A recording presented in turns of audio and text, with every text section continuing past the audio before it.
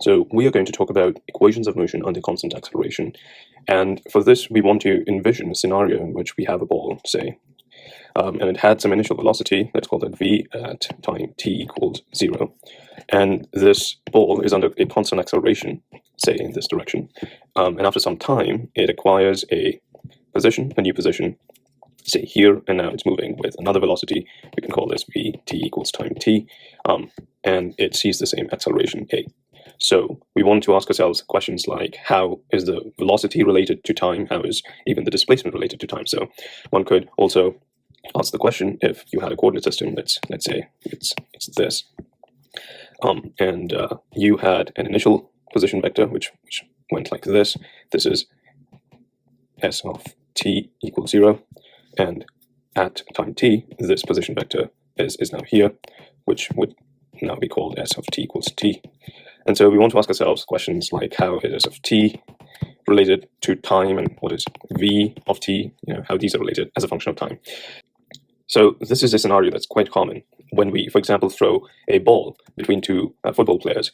The ball, which kind of takes the projectile apart like that, this ball is under constant gravity. In that case, the acceleration is gravity, and it's always pointing downwards. And so these kind of scenarios can be easily solved by a bunch of equations, in fact 3 equations that we will derive in this video. So to solve this, we need to go back to our definitions. So what is acceleration? Acceleration is the rate of change of velocity. Right, so we can write this in terms of differential calculus is dv by dt. More specifically, this is a function of time. So this is the same as saying v at t minus v at 0, t minus 0, and the t is very small.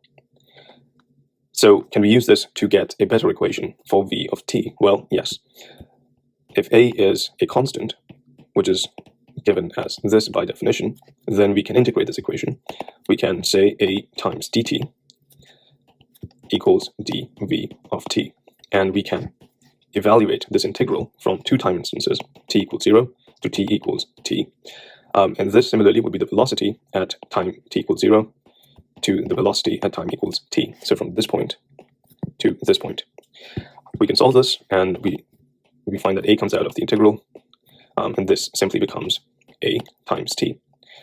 The right-hand side becomes v of t minus v of 0. So this expression can therefore be written as v of time t, sending this to the other side, equals v0 plus a at time and time t. So this becomes our expression for the velocity as a function of time. What we need to know to find the velocity at time t is the initial velocity. This is the initial speed velocity, and this is the acceleration, and this is the time difference between the 2 points. Right, so that's the first equation. The second equation can be written in terms of distances.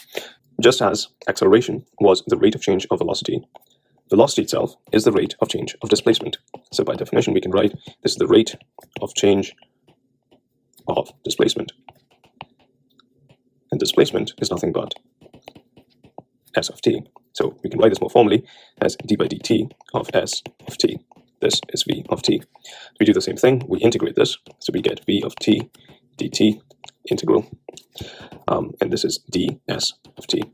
We put the integrals, and now we need to be careful. So just as the previous case where we had a similar expression, a times dt, here we have v times dt. However, the difference is acceleration here was a constant, so it came out of the integral. Velocity is a function of time. So we cannot really take it out of the integral and get a similar expression as we did before. We need to find an expression that's explicitly dependent on time. Incidentally, we actually found that in the previous equation. So we only need to substitute this expression for v at time t to expand this integral. And so we do that as follows. We write that this is velocity at time t equals 0 plus a constant acceleration times time. And this is the integral we will solve. Now for the limits, we know that our limit will be starting from 0, t equals 0, to t equals t. And similarly, this would be the displacement at t equals 0, all the way to the displacement vector at t equals t. So again, we're going from this initial position to this final position. Now we can solve this expression, and we find that this is a constant with respect to time. This is a constant with respect to time, and so the integral here is just t.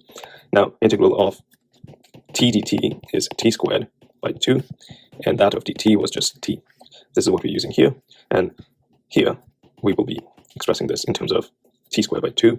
The limits are from 0 to t, and this is simply s of t minus s of t equals 0, the initial displacement vector. So what do we get from here? Well, we simply have to apply the limits, and we get v at t equals 0 times time plus a, and this is t squared by 2, equals s of t minus s of t equals 0. Now this is our second equation that we have found. More cleanly, what it's saying is that the displacement at time t equals 0, if you know the initial displacement, and you know the initial velocity, and you know the constant acceleration, you can write that as a function of time. More commonly, what we find is that this is assumed to be 0, and that leads us to this expression, which is more common. This would be v at 0, t plus a squared. Oh, that's going to be a vector, t squared by 2. This is the more common expression here. The only difference between these two is that here we assume the initial displacement is 0, and that's just our definition of displacement. What it's really saying is that the difference between the initial and the final position is given by this expression. Okay. Now the third equation, which was, if you remember, we're trying to get something to do with v squared equals something as a function of displacement and acceleration, right? So let me remind us what that equation was. More commonly, you would see v squared equals u squared plus 2as. But we want to find this in our case, and we also want to use vectors. Vectors is a more convenient notation for all of this. So how do we go about doing that? Well, we need to find v squared somehow. What we know so far is v at time t is v time t equals 0. This is nothing but u plus a t. The second thing that we know is v 0 times t plus half a t squared. These are the two equations that we know. So if we were to take the first equation and square this, let's see what we get. Squaring in terms of vectors is simply taking the dot with itself. So we're going to take the dot with itself on both sides, and this would be v0 plus at dotted with v0 plus at. Let's expand the dot product. This is nothing but v squared. This basically means it's the magnitude at time t, and you're squaring it. Similarly here, we will be taking the dot product of first of these two terms. That would be v at 0, take the magnitude, square it. The next would be that between these two terms. So a dot a is nothing but a squared. And t dot t, these are scalars, so that's just t squared. And then we have to take the cross products. So that would be this with this, and this with this. These are the same. In one case, we have v dotted with at. In the other case, we have at dotted with v of 0. So you're getting closer, and let's try to think about this a bit more. We know that the dot products, they commute, so these two are the same, and we can replace both of them with 2v0 dot a and multiplied by t. So we can re-express this expression as the final velocity squared, initial velocity squared, and when you square it, it essentially becomes the speed squared. You have a dot a. I'm going to re-express this in terms of a dot a. This is t squared, and from here we can rewrite this as 2a dot v at time 0 multiplied by t. So let's think about this expression a bit more. What we can do is we can take a common from here. In fact, let's take 2a common from here, and the remaining is going to be dotted with 2a. From here, it's going to be t squared, but we took 2 out of it as well. So to compensate for that, we'll have to divide it by 2. And what we're left with is a, the other a vector, which was left out. From here, well, we took the 2 out of it, and we took the a out of it, and we're left with v at time 0 dot multiplied by t. And so that becomes our bracket. Now, if you look closely with this expression and this expression, they are the same thing. This is the initial velocity times t. That's the initial velocity times t. This is half t squared times a. This is half t squared times a. And so this can be replaced with s of t, which is the displacement vector.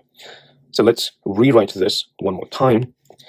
We have v squared at final time t. We have v squared at initial time t plus 2a dotted with this whole bracket, which is s at time t. There you go. That is the same. And so this is our final expression that we were looking for. If you look, it's quite similar. In fact, it's equivalent to the expression we written earlier. The nice thing about this is we have gotten rid of the explicit variable t, and we have expressed everything in terms of speeds. So these are the three equations that you can solve. If you're looking at the case for a motion under constant acceleration, you have v equals the initial velocity times plus at. You have displacement equals initial velocity t plus half at².